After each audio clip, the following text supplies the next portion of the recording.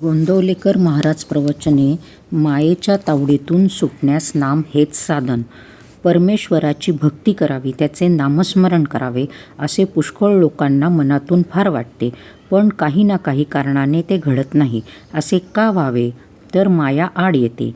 मायेला बाजूला सारून भगवंतापर्यंत कसे पोहोचायचे?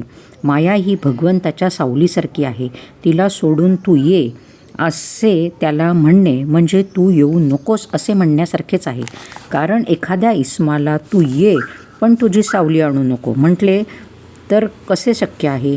म्हणून माया ही राहणारच. आपण तिच्या तावडीतून सुटून भगवंतापर्यंत पोहोचायचे कसे हाच प्रश्न आहे, आणि या प्रश्नाचे उत्तर एकच, भगवंताचे नाम घेणे. नामानेच मायेच्या तावडीतून सुटून भगवंतापर्यंत जाता येते. जसे व्यक्तीशिवाय सावलीला अस्तित्व नाही, तसे मायेला स्वतंत्र अस्तित्व नाही. तसेच तिला स्वतंत्र शक्तीही नाही, कारण व्यक्तीच्या हालचालीप्रमाणे तिची हालचाल होते.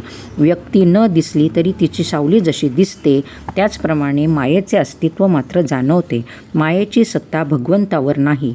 एखादा इसम पूर्व दिशेला चालला आहे तर त्याची सावली त्याच्यापासून त्याच दिशेने जाईल.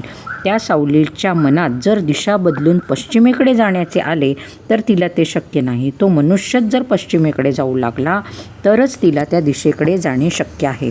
याचाच अर्थ माया भगवंताच्या अधीन आहे. सर्व विश्व हे मायारूप आहे, म्हणजे ते परमेश्वराची छाया आहे. याचा अर्थ ह्या विश्वाला आधार परमेश्वरच आहे. आता या मायेच्या तावडीतून सुटून परमेश्वराकडे कसे जायचे? समजा एखाद्या इसमाला एका मोठ्या व्यक्तीला भेटायचे आहे, पण त्याच्याकडे सरळ जाणे शक्य नाही, कारण त्याच्या घराच्या दारावर रखवालदार, कुत्रे वगैरे आहेत.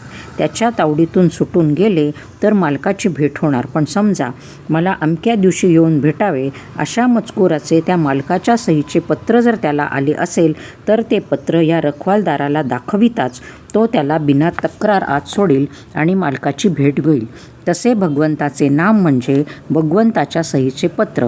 जर आपण घेऊन गेलो तर मायारूपी रखवालदार ती सही पाहून आपल्याला आत सोडील आणि भगवंताची भेट होईल.